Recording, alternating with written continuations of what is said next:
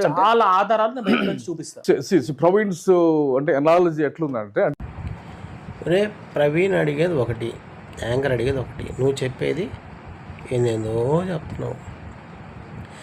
ఈ విధంగా ప్రజల్ని తప్పుదావ పట్టించేది అంటే తప్పుదావ పట్టించి మీరు డబ్బులు వాళ్ళ దగ్గర తీసుకునేదానికి బెగ్గర నా కొడుకులు కాబట్టి మీకు చెప్పడం అని. ఇప్పుడు వాడు ఏమడుగుతున్నాడు, యేసుకి దీనికి బైబిల్కి ఏం సంబంధం, అసలు యేసు అనేవాడు దీనికి ఏం సంబంధం, ఇవి అడుగుతున్నాడు కరెక్ట్గా.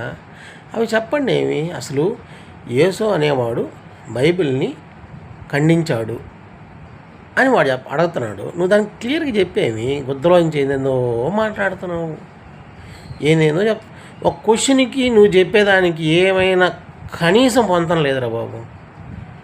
దీనిలో నాకు ఎట్లా పెట్టాలో అర్థం కాదు. అది ఒకసారి చూడండి, భలే ఉంటుంది, చాలా బాగుంది.